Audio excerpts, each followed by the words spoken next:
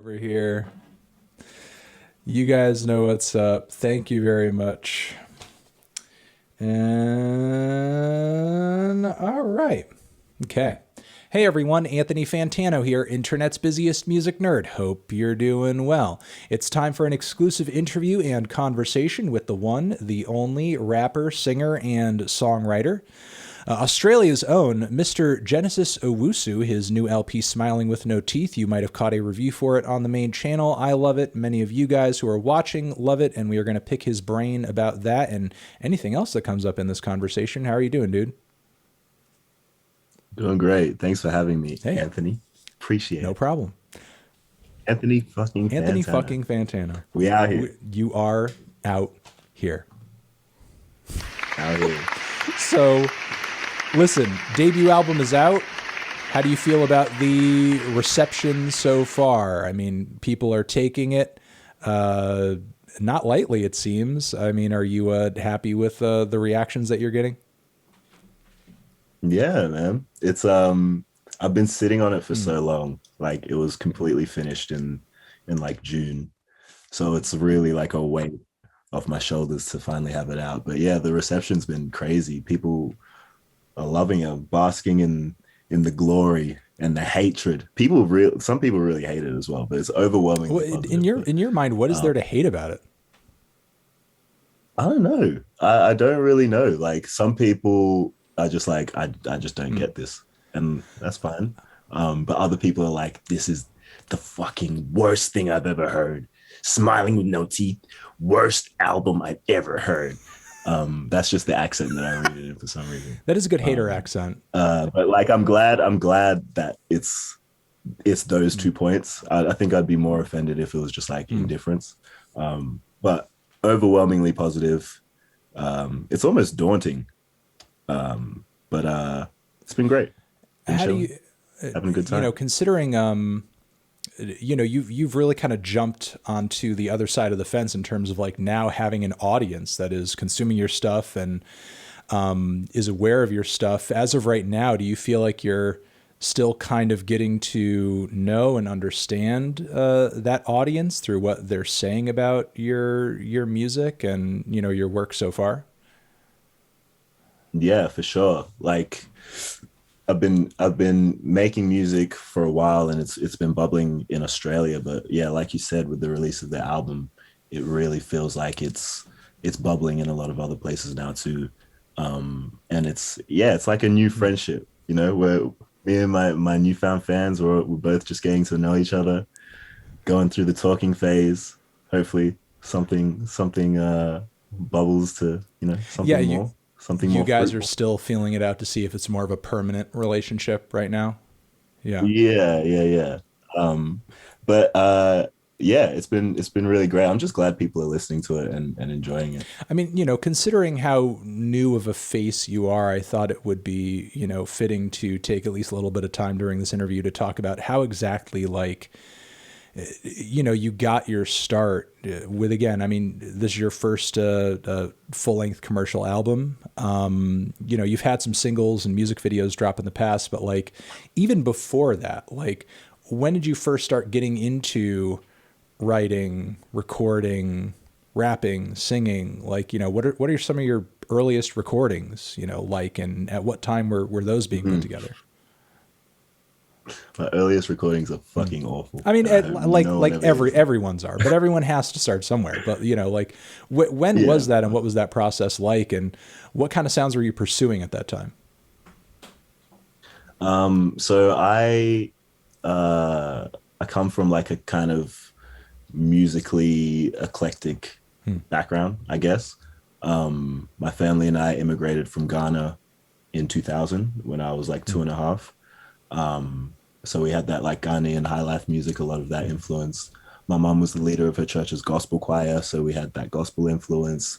My dad was just really into anything that looked interesting. If the album cover looked cool, he'd pick it up, spin it in the house. I had an older brother of 5 years who was really into like Red Hot Chili Peppers and like Rage Against the Machine. And then he discovered Kanye West, and me just being the youngest in the household, like all of that kind of converged I was like the converging point. So And he started would you say rapping. that your dad was like a bit of a music buff or a music nut? Um, Music Music enthusiast, enthusiast, I'd yeah. say, for And sure.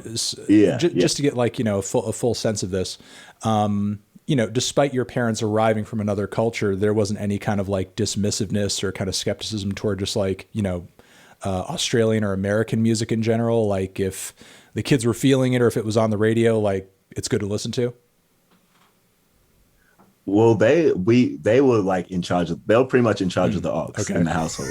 So like the stuff we were listening to, we were listening to in like our own rooms and stuff like that.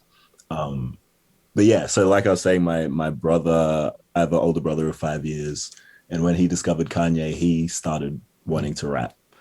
So he pretty much like hijacked our family study and turned it into his own home studio. And me as the younger brother, like everyone kind of expects the younger brother to like follow in the footsteps or whatever. So I was like real adamant about it. I was like, no, I'm not going to do music. But he had hijacked our family study, so I literally couldn't escape it. So he started producing, and I ended up writing my first stuff on his beats when I was like 14, 13. Um, and yeah, I started writing some stuff here and there, obviously influenced by Kanye and Lupe Fiasco and stuff like that. But I when I really got into it, I was just writing for catharsis and just writing for creative expression. Um, and I really didn't care to entertain people or making music for the sake of making people dance or anything like that. I was kind of just writing music for therapy essentially. Um, so yeah. So you're talking about this point where obviously your brother's taste and the things that he's kind of bringing into your world are influencing you a lot, and he's sort of I guess kind of taking things into his own hands musically. At what point in age did you personally start to take your own musical destiny seriously? Because obviously it's like those artists that you're talking about that he was listening to and were inspiring you at that time, that's not where you stopped listening. Like you verged off into Yeah. yeah, I mean, obviously you kept current with a lot of that stuff. I mean, there's a freaking Kanye vinyl on your wall. But you went on to other things as well. So, at what point did you start kind of like, directing your own journey in a way, as far as like what you wanted to listen to and the artists you were exploring? Probably like early high school. Um, I think music for me was very directed to identity. So like I grew up in Canberra, Australia, which is at least when I was growing up, like not a diverse place at all, just like super white. So when I started listening to hip hop and I started hearing stories that I could resonate with, that yeah, that really struck a chord with me. So I was just listening to a whole lot of I became started becoming like a music nerd just from that. And I started listening to a bunch of other black artists, and I got really into jazz and funk, and Miles Davis, John Coltrane. Started listening to like James Brown and like Sly and the Family Stone and stuff like that. Um, and yeah, it kind of just went from there. At what point does an artist like Prince kind of enter the picture? Because, not only do I think on this record you borrow a lot from him sonically, but there's quite a bit in terms of like his flamboyant presence, that I think you bring to your performances and your energy and just like the visuals in your music videos too. Prince came surprisingly late, but it came because I was a huge fan of Andre 3000, who's obviously like spiritual offspring of Prince. So like I went through Andre, and then I found Prince from Andre. But that was only like a couple of years ago. But yeah, Prince, with this album specifically, Prince is definitely one of the biggest influences for sure. And, as far as like your own musical journey goes, when you were talking about, getting into funk and jazz and Sly and that sort of stuff, like also on top of that, could you also describe, how the internet kind of intersects with all of that as well? Because, was there anything that you were also kind of learning and understanding as far as all this music went from just like the online space? Because, not only was, I'm sure at this time, being where you were in Australia, was this music kind of like your window into another world, but like, was the internet also kind of like informing your thoughts on a lot of this stuff and pushing you in certain directions on artists and albums to listen to? Yeah, like the internet in regards to like a literal Mm, algorithm, like not necessarily people's opinions or anything like that, but it's more like I the algorithm is like, I see you've been listening to this. How yeah. about this? Um, but the internet definitely helped in a space that blurred a lot of Mm, lines for me, which is cool. It was like everything that was initially separate started blurring together a lot more, which helped my artistry. I feel like there's a lot of blurred lines in how I approach, genres and things like that. And that definitely comes from just being like an internet baby and just like a kind of lover of everything. It all kind of amalgamated into some weird mm. mutation that has become Genesis Owusu. Part of the reason I ask that is because not only do you have I don't think anybody can see this in frame, but you have Death Grips the Money Store in the background on vinyl, and obviously there it is, and obviously on the new LP there are some moments where clearly that's like an influence, and that album, thinking about that influence on this record just reminded me of just how old that record is at this point, and how that album came out around a time when, I mean, as far as hip hop goes, that album and that band was like one of the first truly internet only type phenomenons. Like up until that point, most major hip hop records you could tie very directly to a certain geographical location, or a certain scene, like somewhere in the US or Canada, the UK, so on and so forth. But like that was just so immensely online. And what did that feel different at all to you as sort of like a music consumer, a music listener, to hear something that sounds like so noisy, so digital and aggressive, but still rooted in this genre that you yourself were kind of like getting a grapple of through an online space? Yeah, definitely.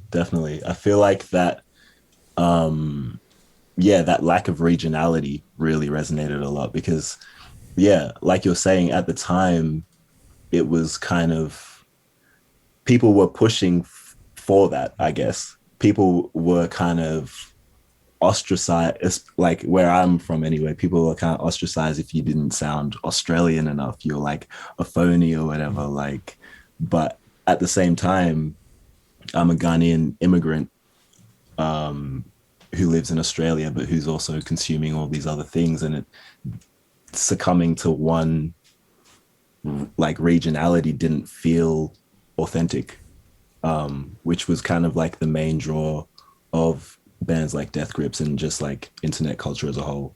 I definitely felt like I wasn't. There's no Canberra, Australia sound for me. It's just like I want to be universal and global. There's also something on this record and your stuff in general. You're not exactly shy about your enjoyment of punk music either. But being in Australia, I can't imagine that was something that was difficult to be exposed to. I mean, I've been down there a few times, and I know how just sort of like strong the rock scene is down there. Like even during kind of the growing popularity of artists, like Kanye and Kendrick on your wall, like, I would go down there and it's like garage punk psych was still like the thing. And it's like, whoa. And psych rock was still huge. And, I one time when I was down there, I caught, I think it's like the DMAs. I think if that's the band I remember correctly, Yeah. and they just had like that was when they were doing their Britpop thing, and everybody was just going fucking insane to it. And like during my time passing through some of the clubs down there, people are still like going insane to Eurodance, and and not to paint Australia as being like behind the curve or anything, because certainly there's like a lot of new refreshing you yourself, artists, coming out of the country all the time.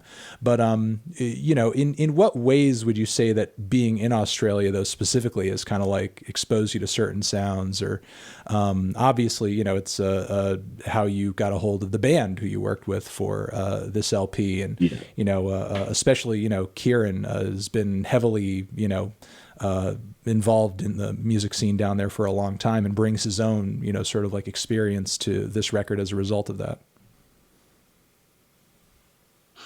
Um, what was the question? I'm really not sure, but I guess it's just um, I guess has the Australian rock scene in general, with it being as sort of like strong as it is, like impacted your own tastes and your own kind of musical experience in any way.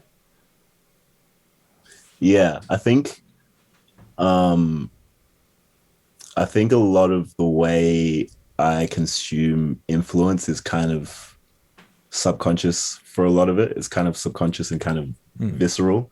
So it's definitely um I've been exposed to it just because of the location that I'm in.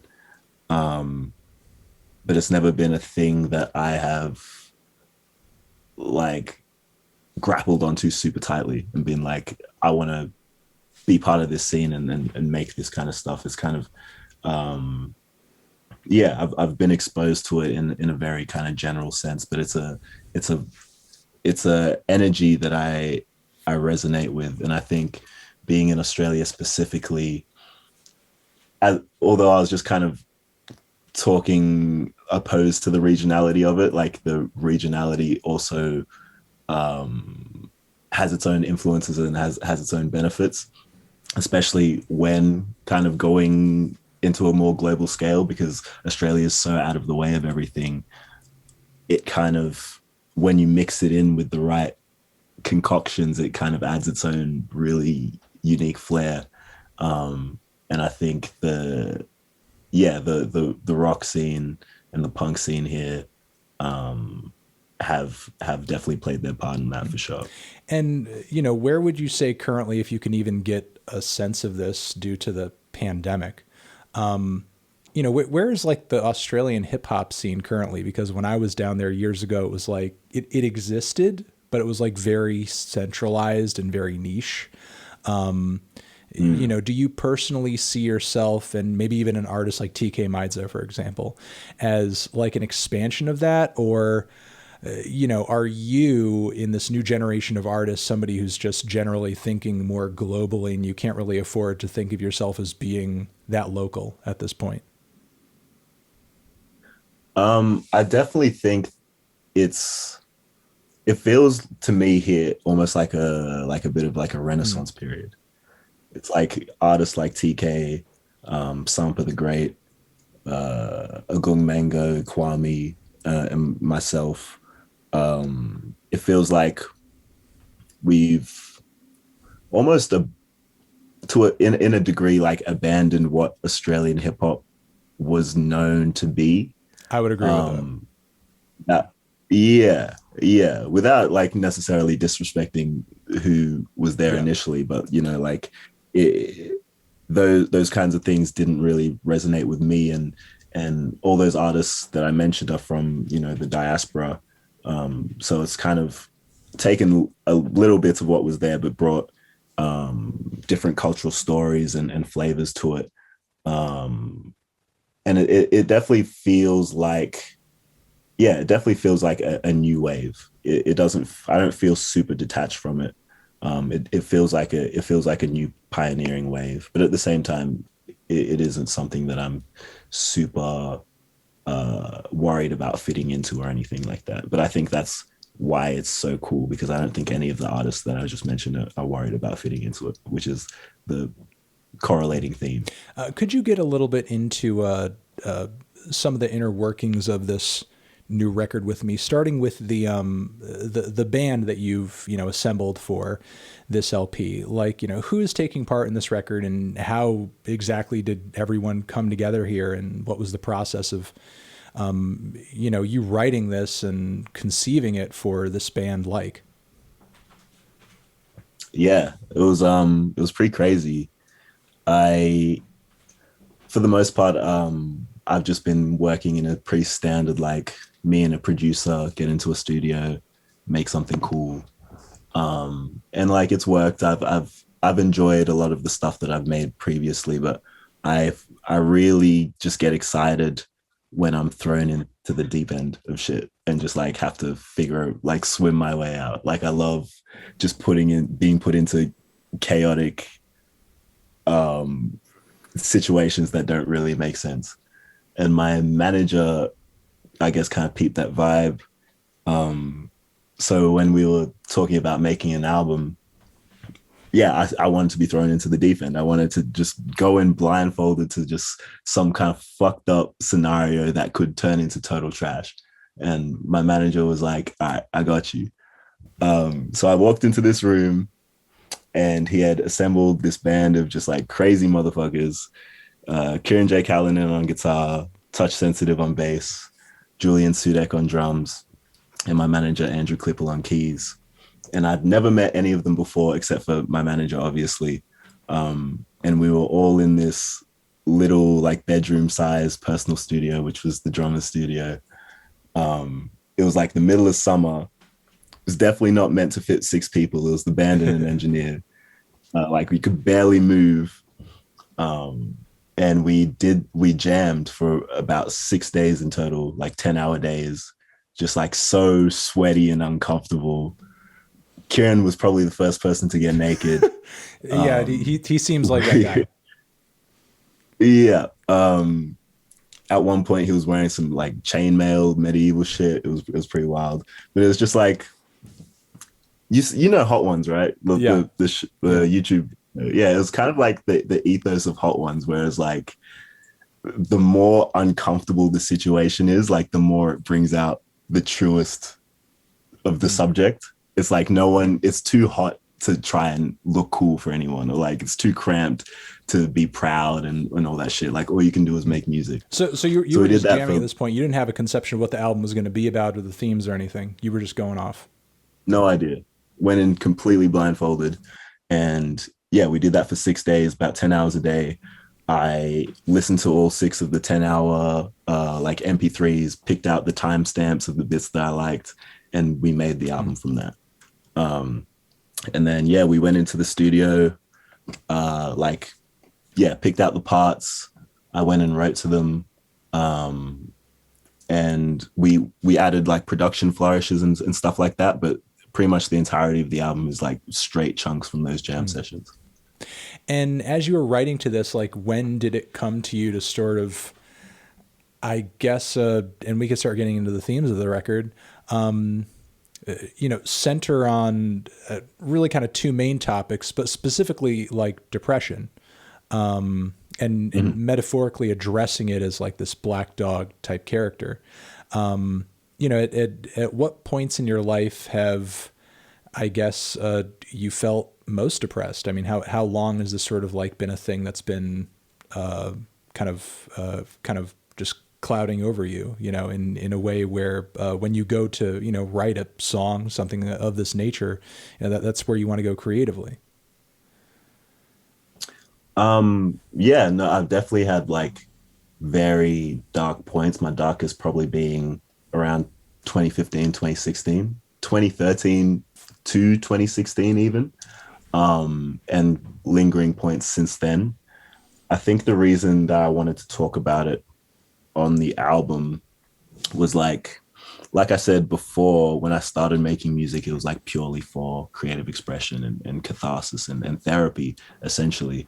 And then, as I started becoming a musician by career, I had to start thinking about radio play and marketability and things like that.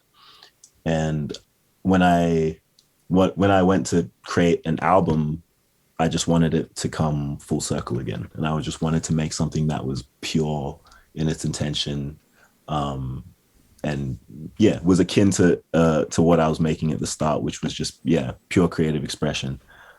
So I started writing about those kinds of struggles, and as I was writing about it, the ideas kind of refine themselves, and I I started writing as a child initially as a story writer. Like I started writing by writing short stories, and then that transitioned to poetry, and then that transitioned to music. So I guess like the storytelling flair kind of came out of my youth, and I just thought it was like a creative, fresh approach to not deal with like these topics of depression and racism as like these static blah blah blah. I'm gonna wrap a bunch of statistics at you. This many people, blah blah blah. So I thought it would be cool to like personify them and make them into characters and sentient beings that have their own personalities and motives and stuff like that. And that kind of refined itself throughout the writing process. Um, yeah, Yeah, because I mean, you do have the other black dog on the record. And considering your history with story writing, as you said, what for this album essentially, through your writing process, because I don't know what the trajectory of it was. Like, at what point are you saying to yourself, there needs to be another character here, or why this other one and why just two, I guess, or is maybe this, considering the cliffhanger on the end of the record, is the story that you're telling here even over? yeah. So I guess yeah, like writing, going back to what I was saying before, the album kind of became like a venting session, like a therapy session essentially, and the two weighing issues that I was constantly dealing with were depression and racism. So I already knew those were going to be the things that I was going to talk about, and I'd obviously heard of the black dog being a euphemism for depression, but just scouring my memories, I'd realized like I had been called a black dog, like as a racial slur. So I thought that term was really interesting in encapsulating both of the things that I wanted to talk about. Um, so that's where that came. In regards to like the the narrative structure or the non-linear kind of nature of it, it kind of just goes to the true nature of the themes. It's like No Looking Back was originally going to be the album closer, end on a kind of positive note. But I had to add bye bye to end it because it's never going to be like, okay, dust my hands off, racism over, depression over, like it was too much of like a Hollywood ending. So I felt like that bye bye as a closer thematically was more real, made more sense. Just to tell you guys, we're going to take some viewer questions if you want to scroll down and ask Genesis Owusu a question about the new record or anything like that.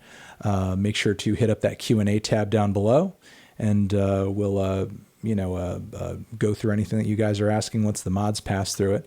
I want to ask you about some of the visuals attached to this record and the music videos that you've been doing and everything. Like, what exactly drove you to this point where, I guess, like the red suit and the bandages and and everything else is sort of like the look, like that's kind of like, did you have a vision in your mind at some point? I mean, it is a very standout, uh, like, iconography that you've kind of given people on this record. Yeah. Um, so yeah, the album title is Smiling with No Teeth, which to me means pretending things are okay when they're not. And I've kind of been hinting at this theme visually for a while in some like past single like artworks and stuff like that. But I wanted to translate that theme into these characters that I was talking about, and that happened to be it with like the bandages and the gold grills and stuff like that. It's kind of like in these past artworks, there's always been this fractured element. So I've made this artwork with like this person with these super fucked up teeth, like really gritty and gross, but then you slap some gold grills on it and douse the borders in bright yellow. And it's kind of like a visual metaphor for putting very superficial problems to very deep and ingrained, putting superficial solutions to very deep and ingrained problems. So that's kind of like the visual metaphor behind that bandage look, which represents the black dog.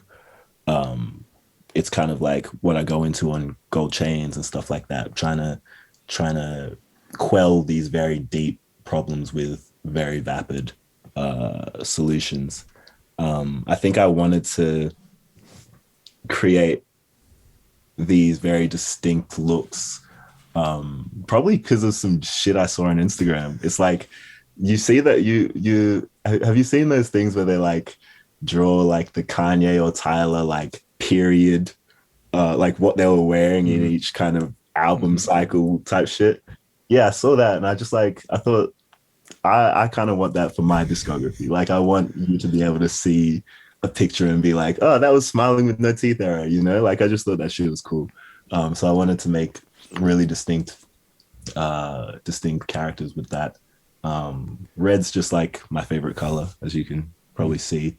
Um, Prince had Mm-hmm. purple.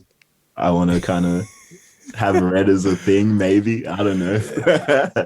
You know, it's um, it's it's interesting to hear you uh, talk about that yeah, because like what personally between Kanye, Tyler, also the allusions to Kendrick's work on your album as well, and everything you're trying to encompass on this album, like what drives you to straight out of the gate to be as conceptual as fucking possible? Like I mean, even if some artists are heavily inspired by stuff like that, they tend to maybe play it within what they think are their means for because the they're first pussy, Anthony.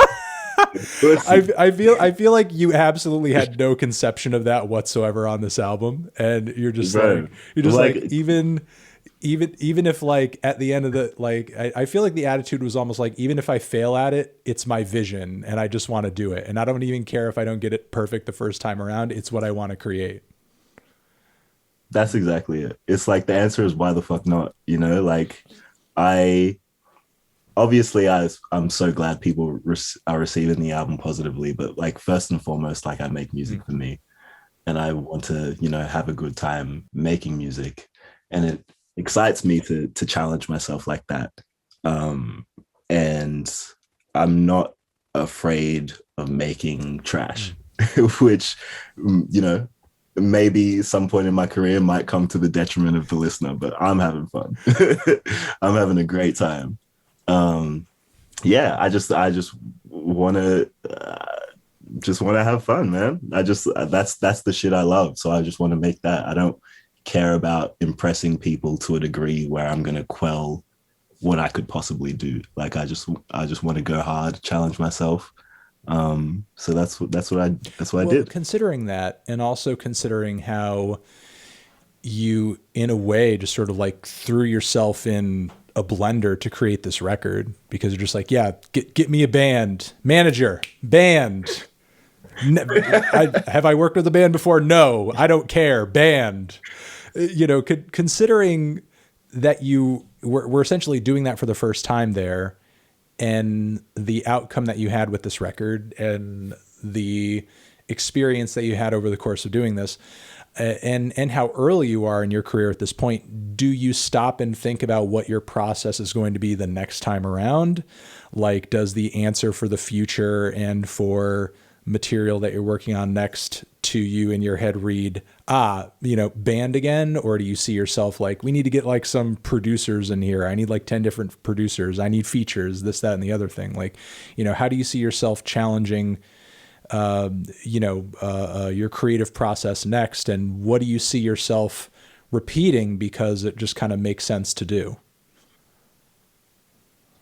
Yeah, that's some things that like I always kind of vaguely think about, but I don't like to delve into Mm. too much because like I want the music to be a roller coaster for the listener, but like for me as well. Like I said, I make music for me first and foremost, and I love going into the just being thrown into the fucking deep end. I can't swim, Anthony, but I'll flail around until I get to the top.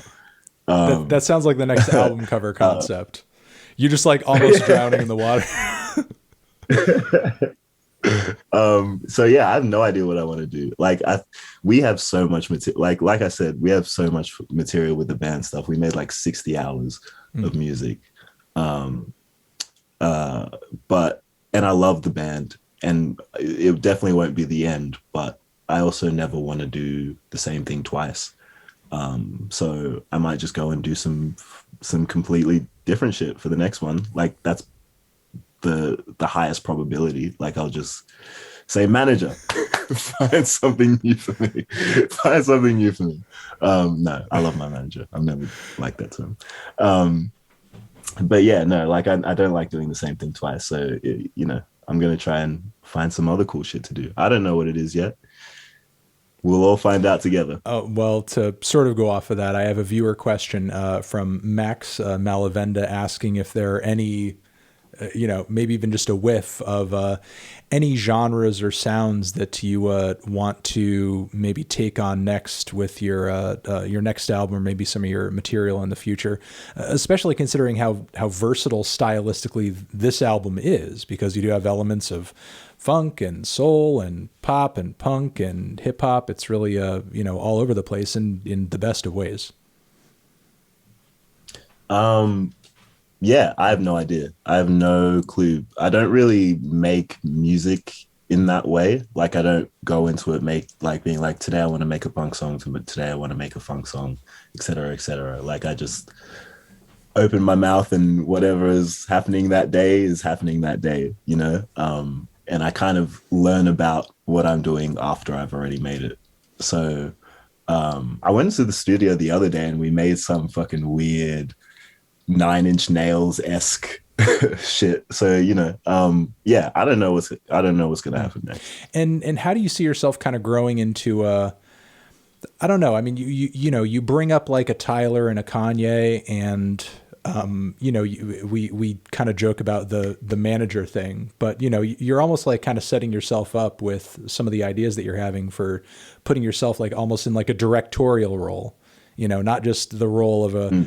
writer and a singer and a rapper or a whatever. It's like you're directing these kind of like grand, I guess, ideas, and having to delegate and communicate those ideas to people and make sure that, because you can't do everything by yourself, that those ideas are sort of like, coming out the other end of that pipe, sounding the way that you want or existing the way that you want.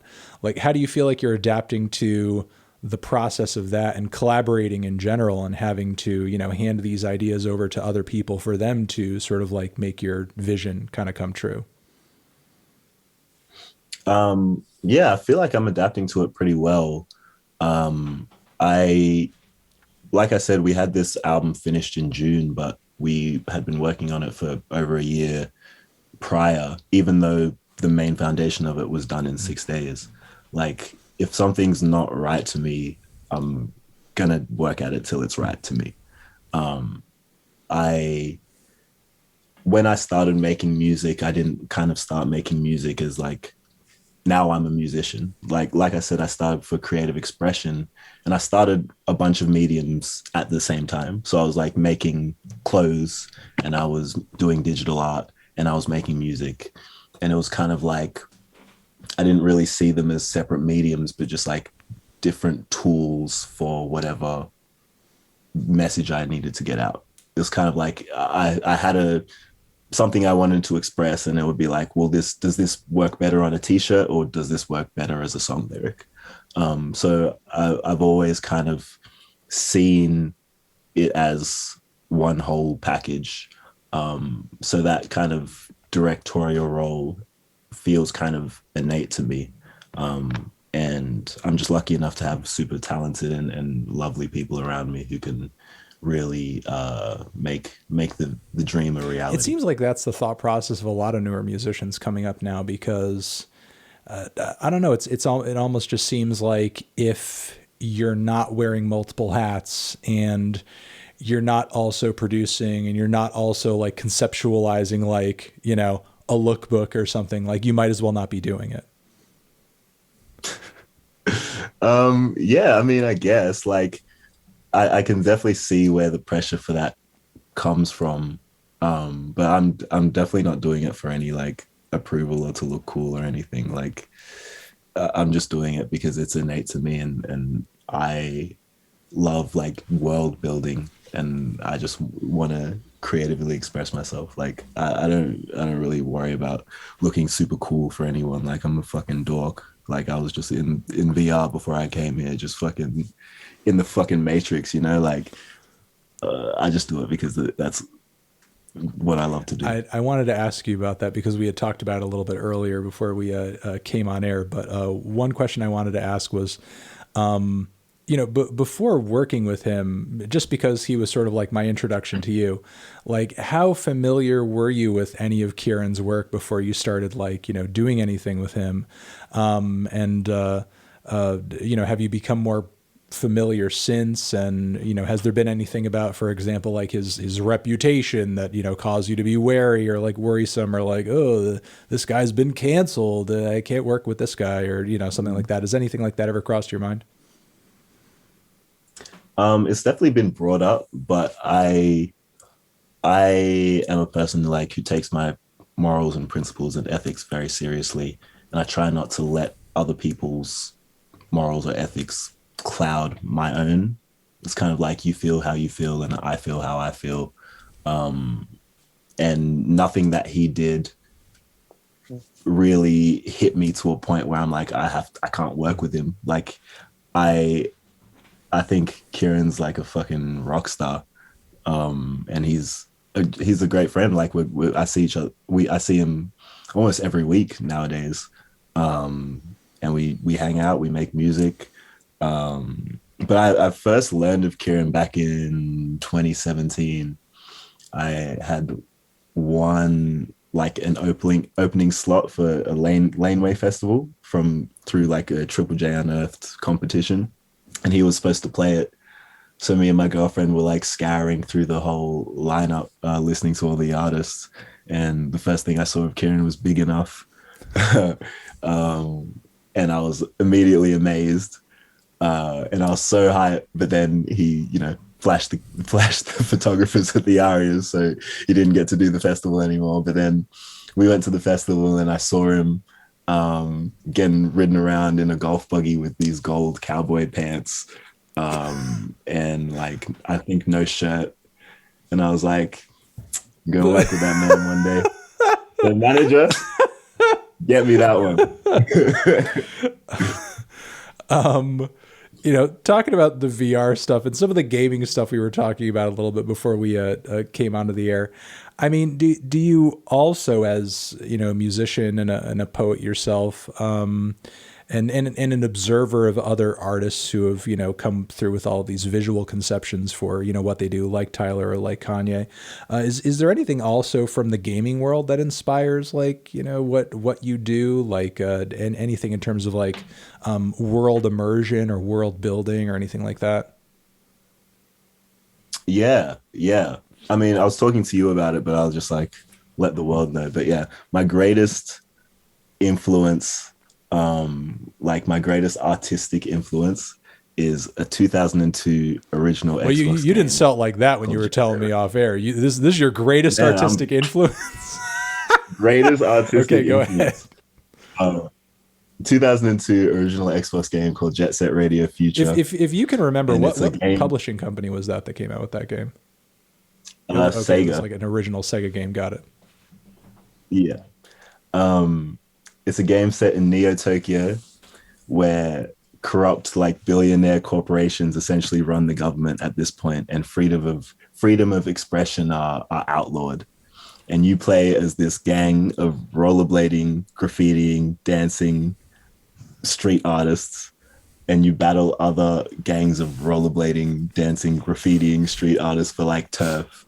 And you battle like the police and the government by like spray painting and vandalizing them and shit.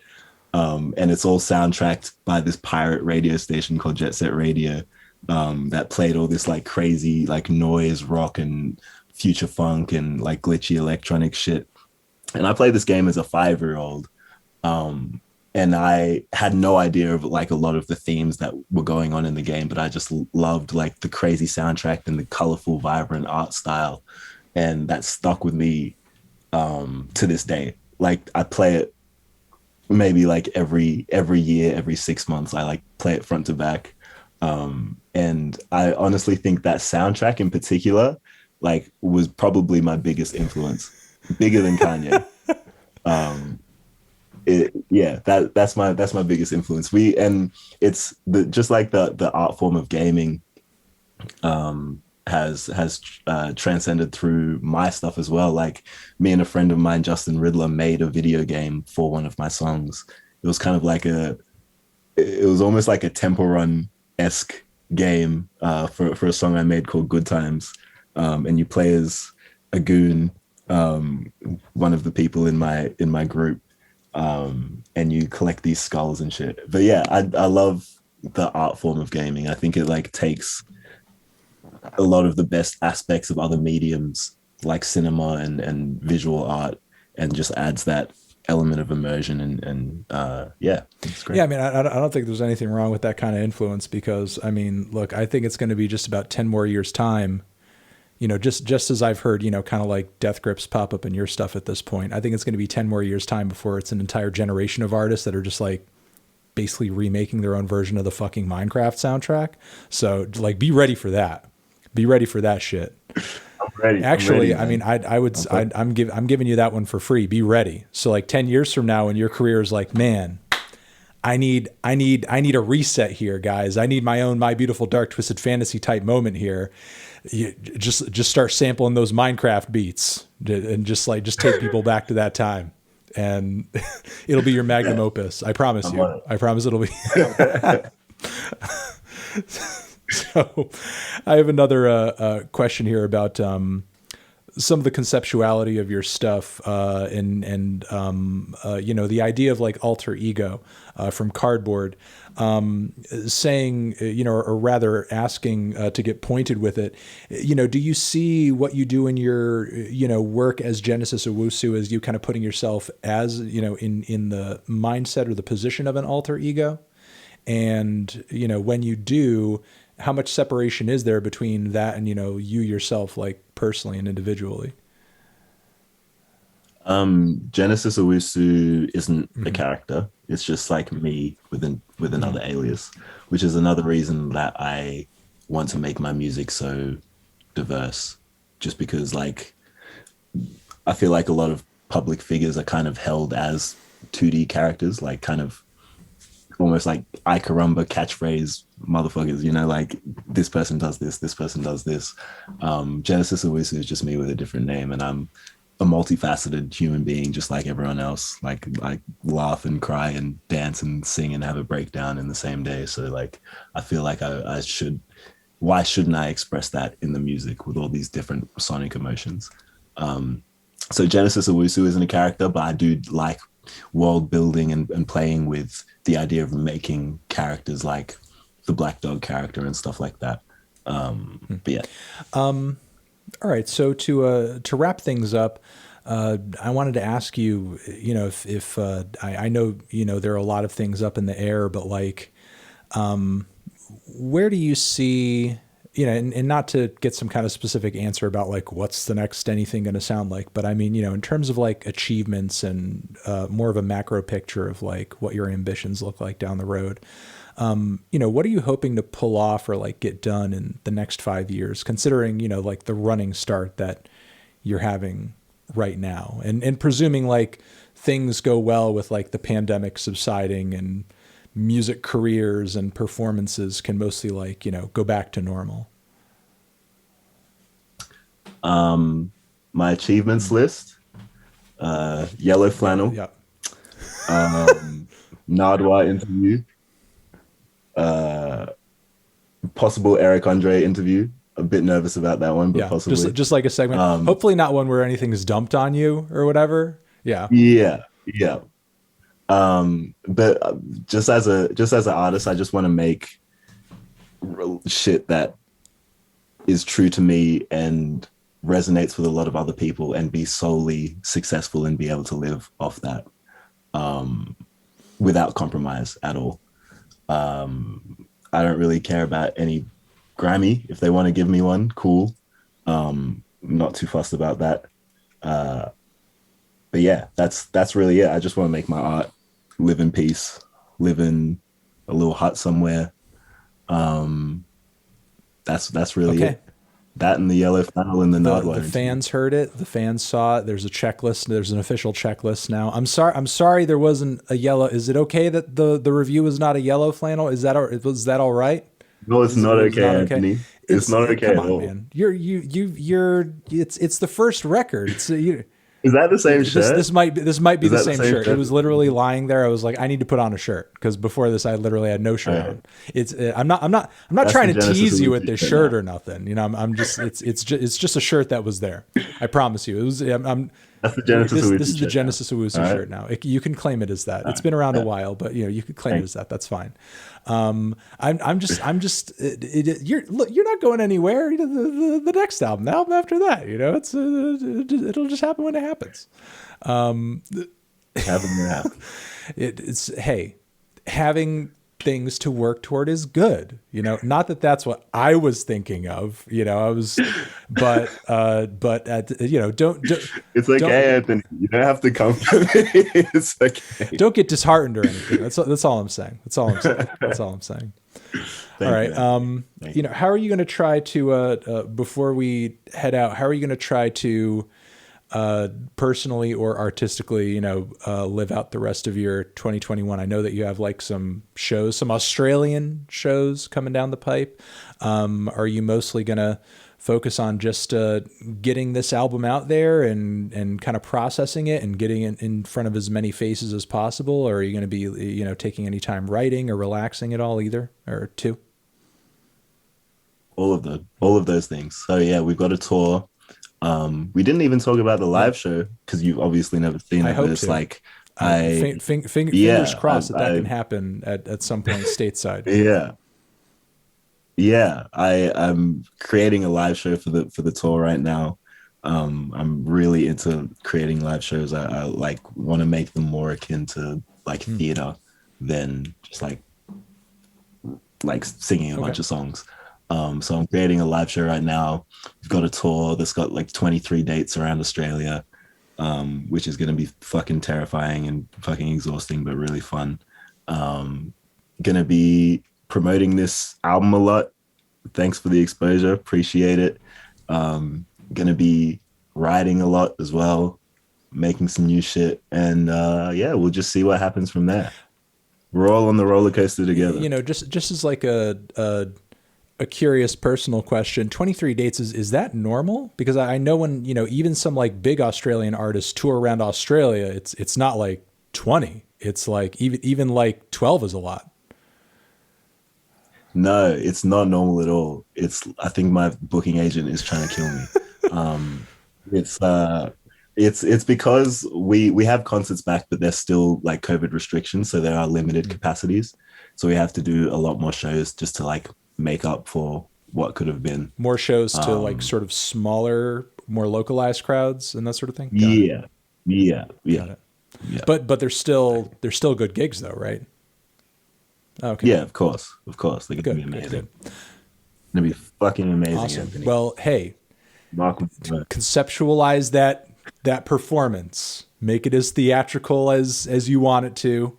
Hammer it out over these 23 dates, which fingers crossed you will not die from, and bring it back to us when we're not a steaming pile of flaming shit over here, and let us know let us know.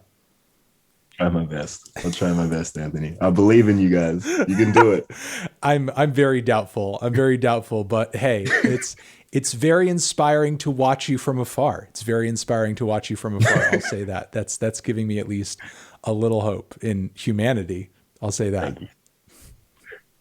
I'm glad. I'm glad I can provide some All solace. right. Well, thank you very much for taking the time to talk to me. Everybody's very grateful and happy that you're here, and we look forward to the next everything. And we'll keep jamming the new LP in the meantime.